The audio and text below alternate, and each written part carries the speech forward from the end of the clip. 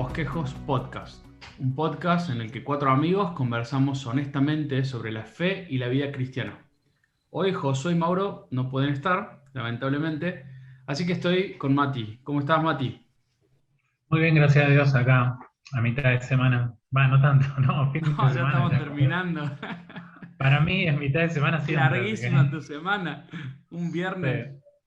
sí. Bueno, me alegro, hermano. Además, lo bueno es que hoy no estamos solos, estamos con una invitada muy especial. Desde Guatemala nos visita Aisha de López. ¿Cómo estás, Aisha? Agradecida con el Señor por este medio que nos permite y por la tecnología. Ustedes no tienen que viajar a Guate ni yo a Argentina, cada uno en su Gracias. esquina del mundo haciendo lo que Dios nos llamó a hacer. Así que gracias por esta invitación.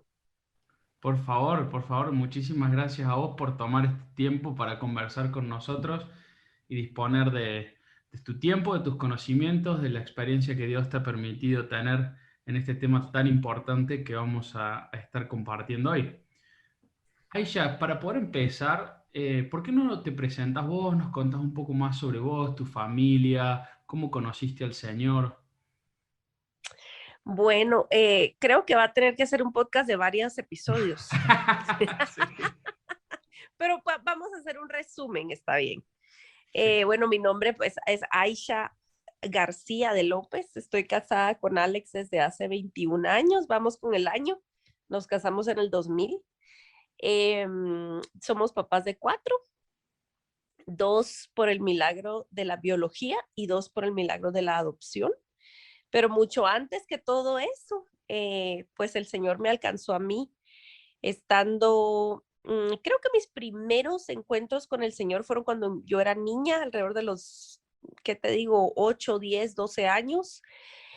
Mi mamá me llevaba a la iglesia y me encantaba, pero realmente no tenía un entendimiento claro de qué era el evangelio. Eso pasó, creo yo, muchísimos años después. Incluso tuve una adolescencia súper típica, odiosa, insoportable, ya sabes, dramática, haciendo mi voluntad, etcétera, etcétera.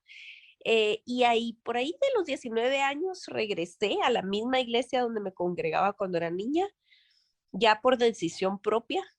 Y el Señor tuvo a bien, pues, atraerme poco a poco, y creo que la claridad del Evangelio llegó unos buenos 10 años después. Alrededor del 2010, diría yo, el Señor empezó a proveer recursos que, bueno, en realidad fue el Espíritu Santo en mi lectura, lo que yo podía entender, ¿verdad? En la Biblia, el Señor me fue iluminando y luego proveyendo recursos para darme más claridad. Y alrededor de ese tiempo, yo ya estando casada y ya teniendo dos hijos, el Señor pues me asombró con la obra de Jesucristo en la cruz del Calvario, y todo el tema de la sustitución me voló los sesos. Yo no había terminado de entender bien cuál había sido esa acción, ¿verdad? Esa sustitución y esa adopción. Y te puedo decir que sí tuvo, es inseparable el testimonio de salvación y de iluminación, inseparable de nuestro testimonio familiar de adopción. Creo que una trajo la otra. Entonces, nunca puedo hablar de una sin la otra.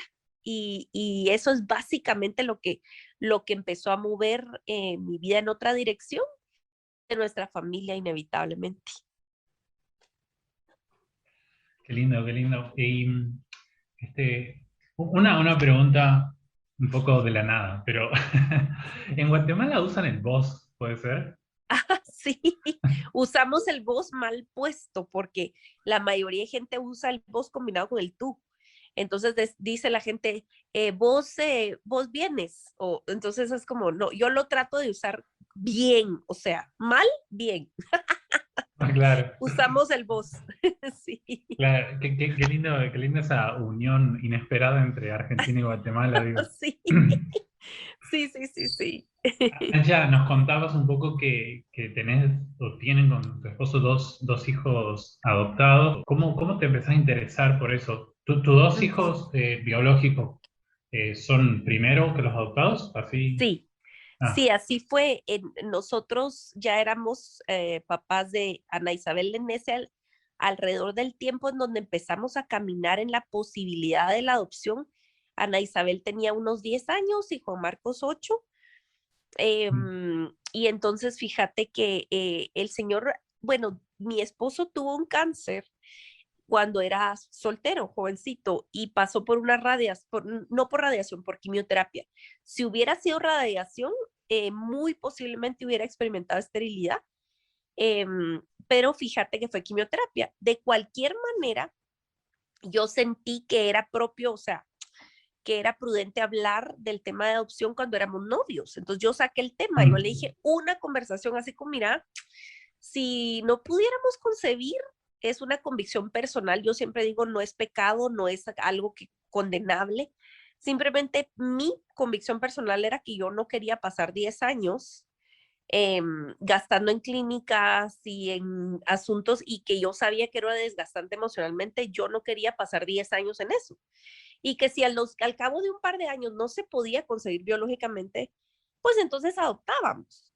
Y él me dijo nada muy profundo ni nada, así como, oh, ok. Y eso fue el fin de la conversación. Y luego, bueno, nos casamos y la verdad es que fueron embarazos muy fáciles, muy sanos, partos muy sin problema ambos. Y yo no sé en Argentina, pero en Guatemala es como que te ganaste la lotería si tenés una niña y un niño. O sea, ya tenés la familia como de recorte, de postal, ¿me entendés? Entonces, no hacía falta, entre comillas, o sea, porque la gente generalmente mira la adopción como un plan B. Cuando tu plan A no salió, entonces vos pegas una ayuda a Dios o a tu propósito y entonces vas y adoptas. Pero entonces alrededor del tiempo de ese despertar que te digo, donde el Señor clarificó o profundizó mi entendimiento del Evangelio, pues el Señor empezó a inquietarme acerca de servir a huérfanos. Y yo no sabía cómo, yo no es como que tuve una estrategia, un plan. Ahora lo veo muy claro y veo que el Señor me acercó al mundo de la orfandad para conectarme personalmente, porque una cosa es ver estadísticas y otra cosa es conocer historias y ver caritas y escuchar voces, ¿verdad? Entonces yo empecé a orar intermitentemente, así como, Señor, bueno, si quieres que te sirva en un hogar de niños, en un orfanato, aquí todavía existen, yo sé que están, pues hay un mover alrededor del mundo de transicionar a instituciones, de instituciones a acogimiento familiar, porque sabemos que el modelo familiar, por débil que pueda ser una familia, es mejor que una institución, ¿verdad? En muchas maneras. En fin, empecé yo a querer como servir en eso y al fin de un par de semanas recibí una llamada de una hermana que me dijo, mire, estamos sirviendo a un grupo de cuidadoras de un orfanato de niñas y tenemos una actividad el Día de la Madre y quisiéramos que ustedes vengan a tener una intervención, o sea, algo, ¿verdad?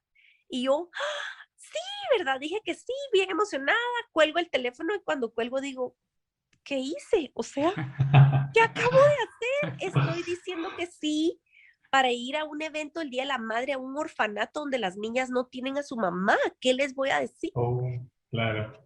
Y ¿En fíjate qué que me entonces, metí? bueno, el Señor proveyó la historia de unas niñas, una de los nombres es Noah, Jogla, Milka, de una historia del libro de Josué, de hecho, que se menciona, de estas niñas que se quedaron sin padre y madre y no había hermano varón, y entonces van con Moisés a hablar de su caso y eso, y el Señor me llevó a hablarles de eso, ¿verdad? Lo recuerdo bien. Eh, y fue la primera vez que yo puse pie en ese hogar, fue un miércoles en la tarde y pedí permiso para regresar cada miércoles a contarles una historia solo de la Biblia y a orar. Y dijeron que sí, con una gran emoción, porque la mayoría de iglesias o de gente llega para el Día del Niño, para Navidad y se desaparecen el resto del año. Y ese fue mi primer encuentro de verdad que no involucrara una gran actividad, que fuera una cuestión personal de relación. Y eso fue lo que Dios empezó a usar para abrir nuestros ojos porque a través de esas visitas, pues el Señor empezó a exponer a mis 2 niños en ese momento, que no les escondí esta realidad, que los llevaba, que ellos escuchaban a las niñas orar, pedir por su situación, porque tenían que ir al juzgado. O sea, nenitas de 8 años que tienen que estar pensando mientras estudian matemáticas o hacen su tarea, pensando que el viernes tienen audiencia. O sea, ¿qué niño tendría que preocuparse de eso, verdad? Y mis hijos empezaron a oír esto y entonces así fue lo que Dios usó para poder llevarnos a considerar realmente el tema de la adopción, ¿verdad? Y fue pues al siguiente año que vino nuestra primera hija por adopción, que es otra historia bien larga, pero Dios usó ese acercamiento, ¿verdad? Y recién mencionabas que hubo como varias opciones, o no opciones, sino, perdón, mencionabas que había como varias instancias que te fueron llevando a acercarte. Seguramente hay mucho más detalles en el medio que pasaron, pero saco como tres cosas que resaltaste o etapas, que una fue cuando hablaste con tu hoy esposo, en ese momento novio, sobre el tema. La segunda fue cuando te llamaron para tener esta intervención en el orfanato. Y la tercera ya cuando vino tu primera hija por adopción. O sea, saco como tres etapas muy Ujú, marcadas sobre el tema de la adopción. ¿Qué fue lo que te fue llevando a profundizar tanto en este tema? ujú. Fíjate que la misma exposición de la palabra, ¿verdad? Por medio de buenas enseñanzas, de lecturas y de cuando simplemente el Espíritu Santo te despierta la realidad que tú eras huérfano. O sea, tú eras desvalido, tú eras menesteroso, tú no pertenecías a la familia de Dios. Y Él quiso como dice Efesios, ¿verdad? En amor nos predestinó a ser adoptados como hijos suyos por el puro efecto de su voluntad.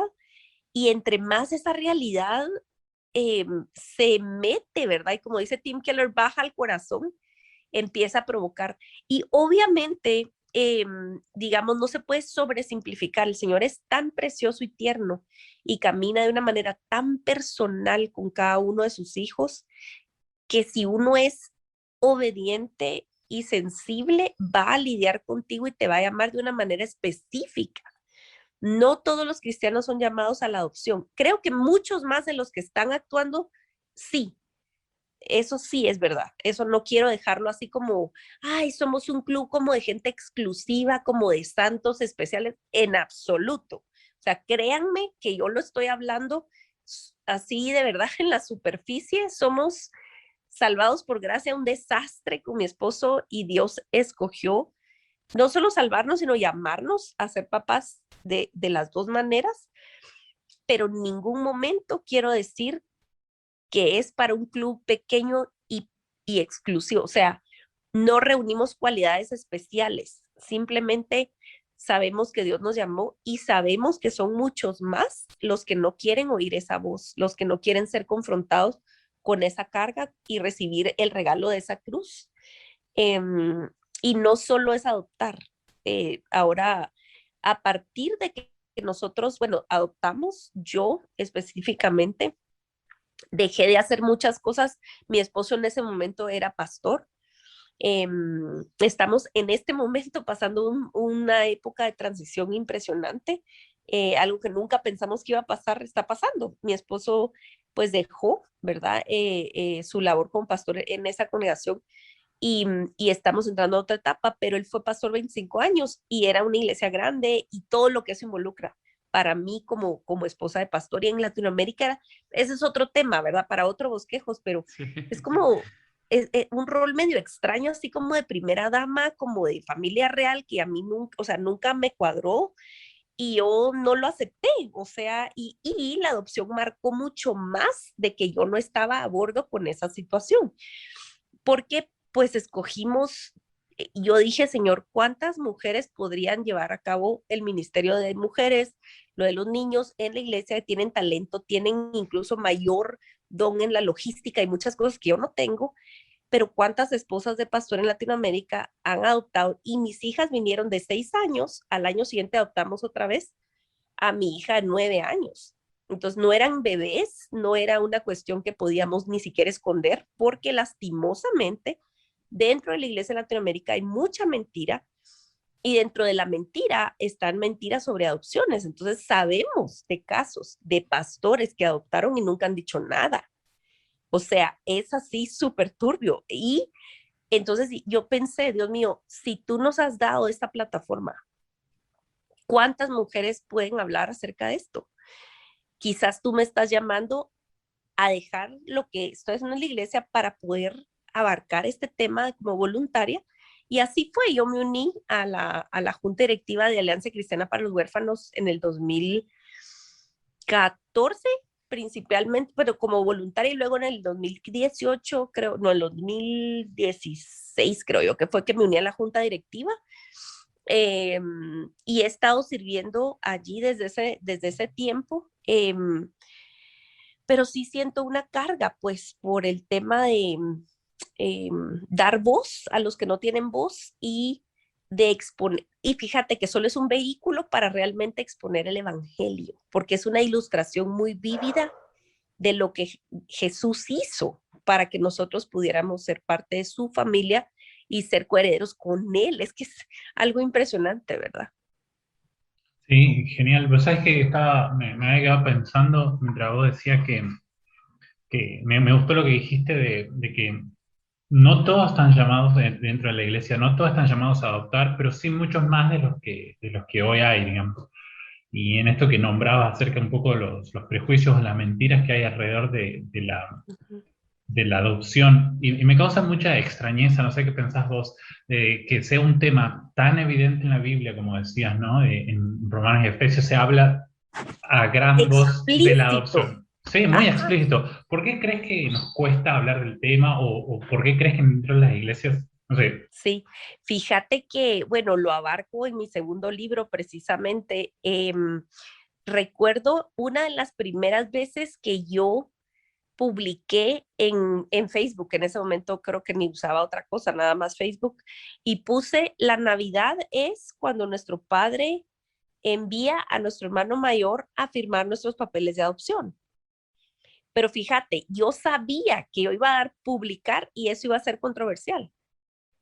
Es un enunciado completamente bíblico, si crees poético y medio, sí, aishesco, pero bíblico al final. Y, y en efecto, no se tardaron en empezar a decirme, hermana, ¿cómo cree usted? Nosotros somos hijos legítimos, nosotros somos hijos de verdad. O sea, ¿por qué usted pone cosas así? Yo dije, ok, inmediato, noto dos cosas, analfabetismo bíblico y total desconocimiento de lo que realmente es el acto de la adopción, porque la adopción produce hijos legítimos.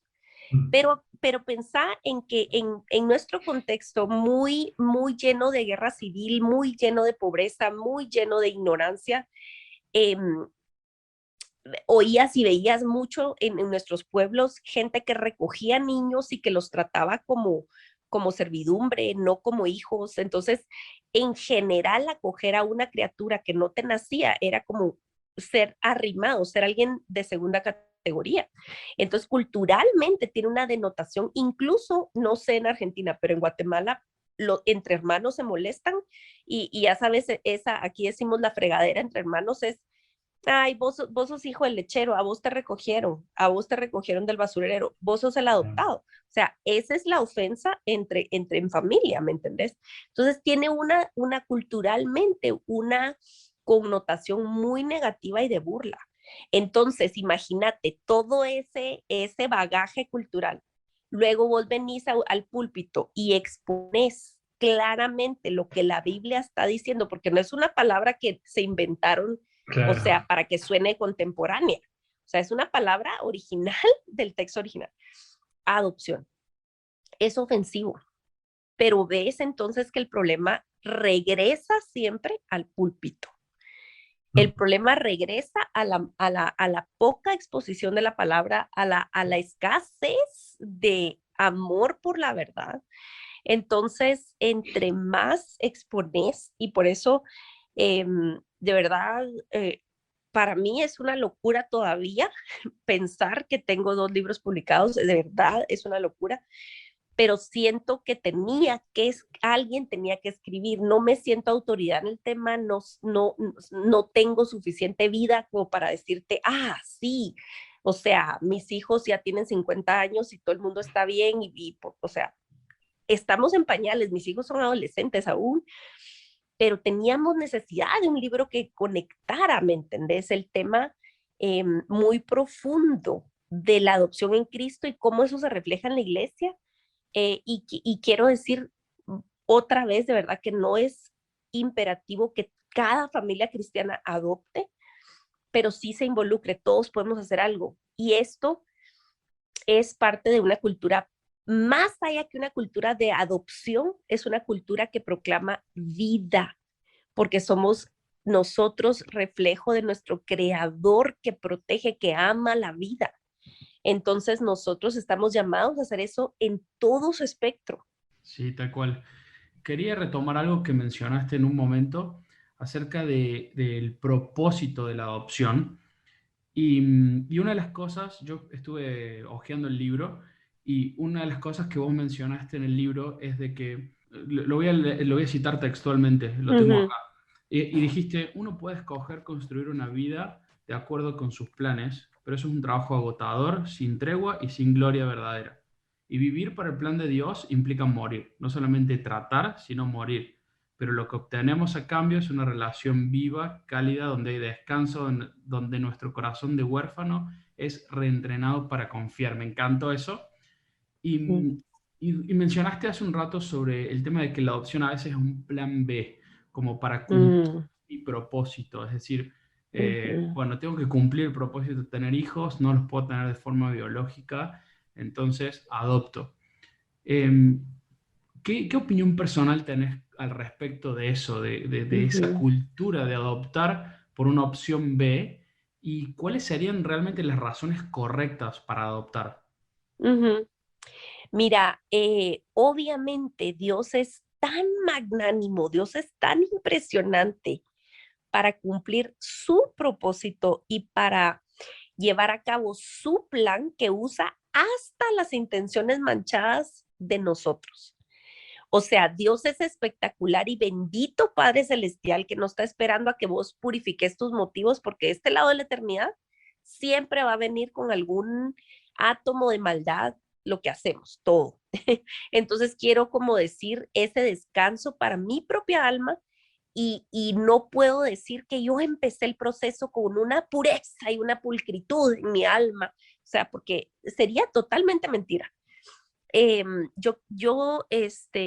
Quiero animar a siempre examinar tus motivos. El hecho de que seas estéril no quiere decir o que hayas tenido pérdidas o muerte en tu familia, de un hijo o de varios. No quiere decir que te invalida para adoptar y no es una adopción válida porque es un plan B. Tú no sabes si esas pérdidas y ese dolor es el conducto que Dios está usando para traer vida de otra manera. Y nada más quiero como subrayar que un niño nunca sustituye a otro. Eso quítenselo de la cabeza.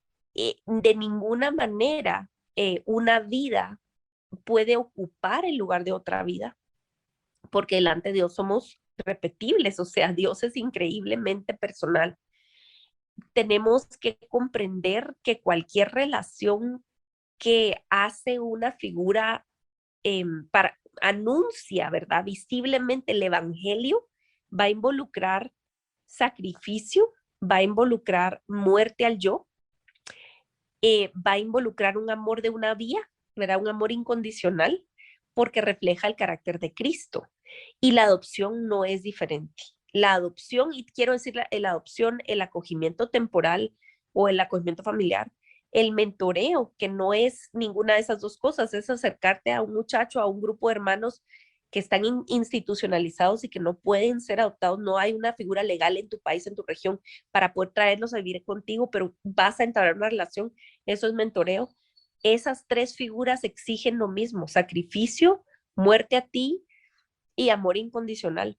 Entonces, si no estás dispuesto a tomar en cuenta esto, es mejor que esperes y que busques sanar y que busques explorar tu propio corazón con tu pastor, con un buen consejero bíblico, con un buen psicólogo, o sea, los medios de gracia que Dios provea para examinar tu propio corazón y ver que no es para satisfacer una necesidad emocional tuya, porque para eso, cómprate un perro. El perro le pegas una patada y al día siguiente te vuelve a mover la cola.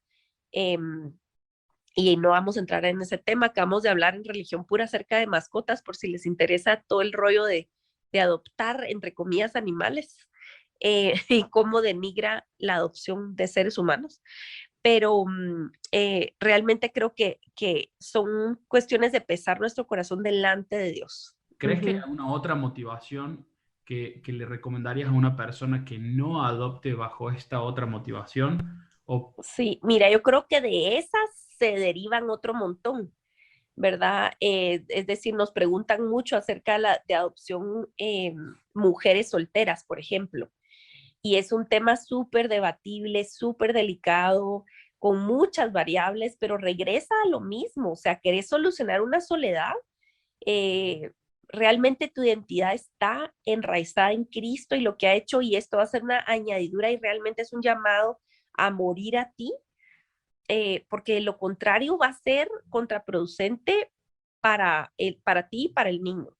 Creo que otra forma de egocentrismo es tomarlo como un tipo de ayuda social. Si no vas a darle la bienvenida a la criatura como miembro de tu familia, como alguien que se merece tu herencia, tu apellido, en un lugar en la mesa, y que en un momento de un día malo y de berrinche y te destruya tu vajilla más preciada, el cuadro más valorado en tu casa, y el día que eso pase te van a dar ganas de sacarlo de tu casa, entonces mejor no te metas a esta relación de pacto, ¿verdad? Hay situaciones súper complicadas, no puedo entrar y generalizar y prescribir algo, pero sí puedo llamar a la atención y hacer una pausa y un llamado a la alerta de que estemos dispuestos a perder mucho y a amar como Cristo amó y a sangrar, porque esto es un llamado a morir, ¿verdad? Que no se queda sin gloria, pero que es una cuestión de verdad que va contra tu naturaleza egoísta, contra tu carne y contra la cultura, ¿verdad? Y ahora un poco queríamos tocar este tema, ya que estamos inmersos de la adopción, un poco cruzarlo un poco con el tema del aborto. Es un tema, por lo menos acá en Argentina, que se ha legalizado el aborto hace muy poco, es un tema muy, muy resonante en este momento. Creo que en esta época justamente se escucha más la palabra aborto que la palabra adopto. Acá en Argentina las estadísticas nos muestran que son jóvenes, las mujeres que están abortando entre 20 y 26 años, son muy jóvenes. ¿Crees que la adopción trae algunas respuestas o qué argumentos suman en todo este debate en medio de la cultura del aborto, en medio de una cultura de muerte realmente? Sí, es una cultura de muerte. Y fíjate que yo me remonto, quiero retroceder y ver, digamos, imaginémonos una historia clásica, una historia típica en estas situaciones donde para habiendo un aborto. La chica resulta embarazada, porque está ya sea en una relación desordenada, o violada, pero que el porcentaje de casos es muy mínimo. Y se ve desesperada. Lo más normal que te aconsejan y lo más conveniente, entre comillas, para borrar, entre comillas, la situación es ir a una clínica de aborto. Pero retrocedamos unos pasos. ¿Dónde está la iglesia? ¿Dónde está una figura de una mujer más madura, que abre su casa sin juicio, que escucha sin apurarse a hablar, sin sermonear. ¿Dónde está un púlpito que habla la verdad en amor, donde una joven va a poder sentirse cómoda de ir a decir qué está pasando, ya sea en fornicación o ya sea en una cuestión de abuso? Eh, Creo que tenemos como iglesia que ver un panorama mucho más completo y preguntarnos cómo podemos llegar antes. Miren, yo soy mamá adoptiva y yo no puedo pensar en mi familia de otra manera como la que, diferente a la que hoy tengo. Pero quiero decirles que yo deseo que muchos más cristianos lleguen antes de que pueda haber esa desesperación, ya sea de abortar o de dar en adopción, porque es un trauma.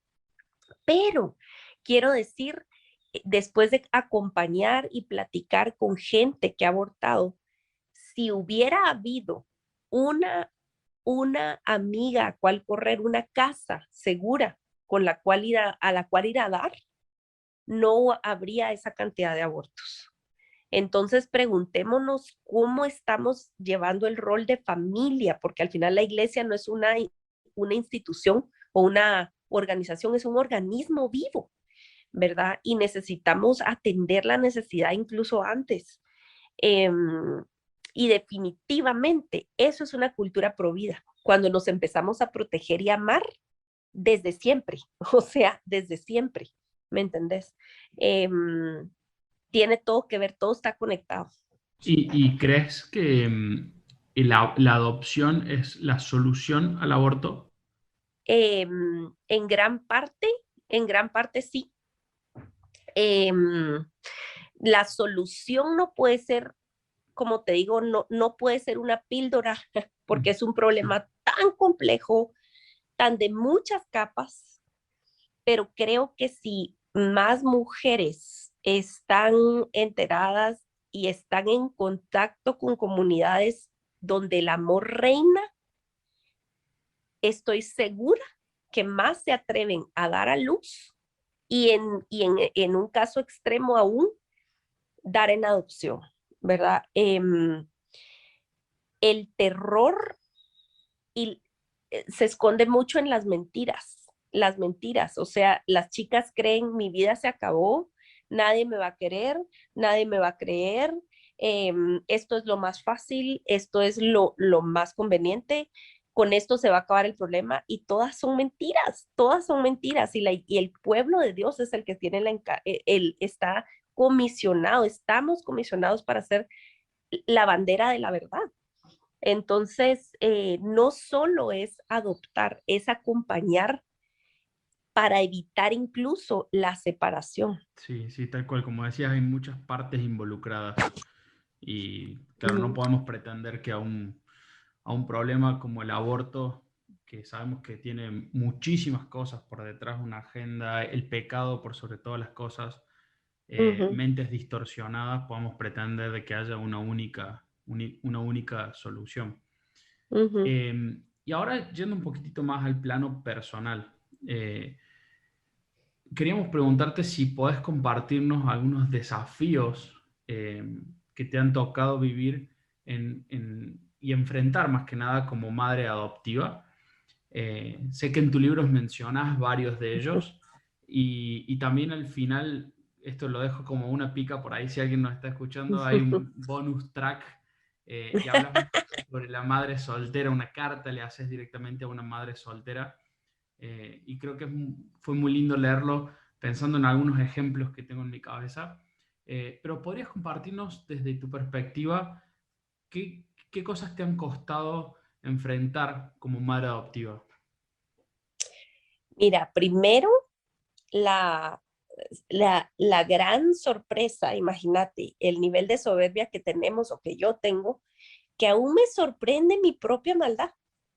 O sea, nuestros niños que vienen de un trasfondo de trauma, de un origen difícil, traen como sensores especiales que te destapan botones que vos no sabías que poseías. Y tienen la habilidad para apacharlos con una frecuencia y con una facilidad que son como pianistas premiados, ya sabes, o sea, tocan esos botones de una manera magistral. Y aguanta, que aún me sorprendo. Obviamente llevamos 7 años, ¿verdad? En este caminar y cada vez por gracia del Señor, pues hemos ido descubriendo eso y rindiéndolo, mi esposo y yo. Y el Señor ha enmendado tanto en nuestros propios corazones. Yo creo que el reto principal, por lo menos en mi caso, ha sido descubrir que yo soy peor de lo que yo sospechaba. Y eso es gracia también. O sea, cada reto es una misma moneda, ¿verdad? Encontrar retos y del otro lado ves la gracia de Dios. Entonces es como un regalo, cada reto es un regalo. Entonces creo que el primero es ver esa maldad me ha permitido correr mejor, correr más frecuentemente y más desesperadamente a Cristo y eso siempre pues es ganancia. Aparte, el reto sí, en sí, de lidiar con los efectos de lo que no hubo o de lo que hubo en la vida de mis niñas. Mis niñas vinieron, pues, como ya les dije, de 6 años y medio y 9 años y medio.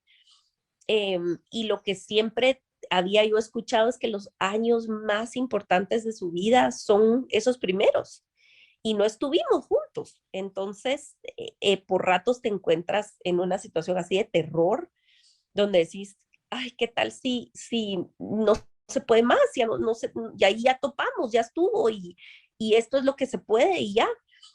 Pero la verdad es que ese reto, ¿verdad? Como acabo de decir, por el otro lado te presenta la esperanza del Evangelio y decir, no hay nadie que es caso perdido, no hay casos perdidos para Dios y habrán cosas que tenemos que aceptar que van a costar hasta el día en que Dios nos recoja. O sea, hay situaciones, hay heridas, hay patrones tan marcados que Dios va a usar, porque Dios redime y Dios usa los dolores para su gloria, pero no van a dejar quizás de doler o no van a desaparecer. Dios los va a transformar y los va a usar, pero eso no quiere decir que se van a borrar. Eso es un reto grande.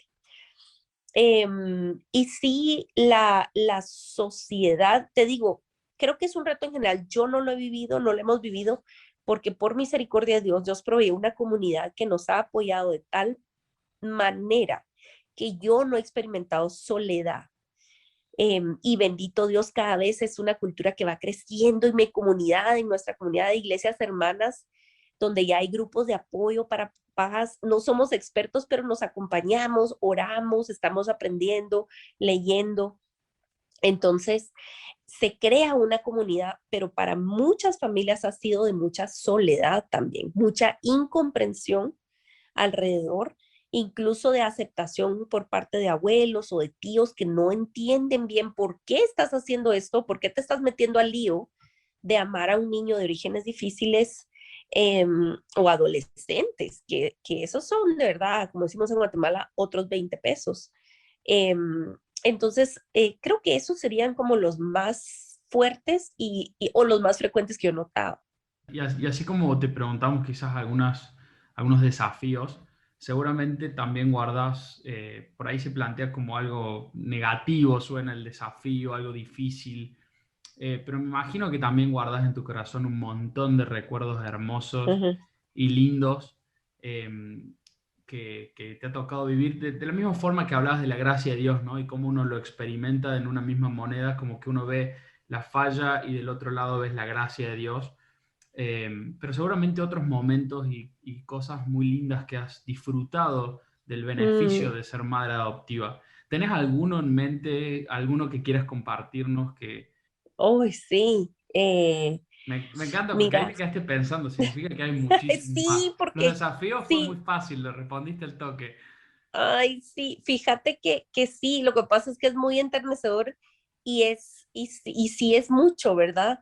Em, Mira, la transición en mis hijas, cada una en su personalidad. Em, Mira, una de las cosas más lindas que pude experimentar el año pasado, después ya de 6 años de tener a mi hija en casa, una de nuestras hijas en casa, después de modelarle varias veces cómo es yo equivocarme, yo pecar contra ella y venir y sin dar excusas, entrar y pedirle perdón y ya. Estuve mal, perdóname, no le agrada al Señor que yo haga esto. Y besarla, abrazarla e irme. Después de ese ejercicio sincero varias veces, recuerdo cuando ella entró a mi cuarto después de una situación, me vio y me dijo, lo que hice estuvo mal, perdóname. Es que mira, es que no sabe, es que es como el equivalente de cuando un bebé empieza a decirte mamá. Eso fue para celebrar y que yo lo cuente en un grupo de papás X, me van a decir, usted está loca, pues. Eso lo hacen los niños a los 2 años. Pero no, para mí, que mi niña de 13 años, de 14 años viniera y me expresara sin ningún lío, perdóname, me equivoqué, fue, o sea, un logro enorme porque quiere decir, bajé la guardia, aprendí, entendí, o sea, y yo con quien lo celebré fue con mi gente de Alianza Cristiana para los Huérfanos y todos estaban locos de alegría con nosotros porque fue un hito, o sea, eso es uno de mis recuerdos más valorados y aparte, una de ellas tiene una habilidad para volverte, o sea, para hacerte líquido, o sea, para liquidarte totalmente con sus cartitas. Y para el Día del Padre o para el Día de la Madre nos escribe unas cartas, pero la que le hizo a mi esposo el año pasado, la chiquita, básicamente le expresa que su vida cambió y que no podría darle más gracias a Dios por el papá que le dio, que ella había soñado con tener familia y ahora la tenía y es algo que no te entra en no te termina de entrar en la cabeza, ¿verdad? Entonces, esa transformación, fíjate, bien con gotero, porque es una transformación lenta, pero es evidente, es impresionante. Wow, tremendo, sí. Y escuchando nomás el testimonio de forma muy rápida, conmueve el corazón escuchar esa carta y qué lindo que es poder, me imagino del lado de ustedes recibirla, pero también nos lleva a pensar en cuán agradecido debemos estar al Señor por volviendo de nuevo a la adopción que Él ha hecho por medio de Cristo Ujú, con nosotros. ujú. Ya para ir cerrando un poquito, de nuevo, muchas gracias por el tiempo que nos has dedicado. La verdad que está siendo un episodio muy lindo, de mucha bendición y deseamos realmente que sea de bendición para quienes lo escuchen. Tenés tu podcast, Religión Pura, donde hablan estos temas muchísimo más a fondo. Eh, Tenía una duda y como pregunta para que puedas aclararnos. A la hora de estar tomando los pasos de adopción, sé que llevan mucho tiempo y depende muchas veces del país, también el país Ujú. donde es tu hijo, si es del mismo país en el que uno reside o no. eh, Lleva como muchos trámites, ¿verdad? ¿En quiénes recomendás? O sea, estamos pensando en una familia cristiana que está intentando adoptar, está en todos los Ujú, procesos. ¿Cómo le recomendarías a esa familia que encuentre apoyo? ¿En ujú, quiénes? Porque me imagino que es un proceso que también una avalancha de emociones, quizás a veces sí, estás muy ansioso porque pase, a veces medio triste porque ujú, no llega, y no sé, me imagino que hay muchísimas más también, pero sí. ¿qué recomendación le darías a una persona que está empezando o quizás ya empezó los trámites y necesita en quién apoyarse? Ujú. Sí, mira, qué importante ese punto, porque la maternidad y paternidad, bueno, de hecho, ninguna experiencia en la vida y en la vida cristiana es un proyecto solitario, nada. Ni la soltería es un proyecto solitario, entonces menos la adopción, ¿verdad? Entonces es un punto súper importante y yo sí te diría que lo participen abiertamente en su comunidad. Yo deseo mucho que más y más las iglesias despierten a esto y tengan una actitud humilde para aprender, porque no todo el mundo comprende, a pesar que es creyente, comprende las implicaciones de una adopción. Entonces, sí, ir con tu pastor, con tus pastores, con tus líderes, con tu comunidad, compartirlo, pero estamos para servirles. Tenemos grupos de apoyo, tenemos un grupo de apoyo que se llama Corazones Fértiles y a raíz de la pandemia lo abrimos al mundo entero. A quien quiera unirse por medio de Zoom, pueden escribirnos a nuestras redes sociales. Estamos en Facebook y en Instagram, es lo más fácil. ACH-LATAM. ACH-LATAM.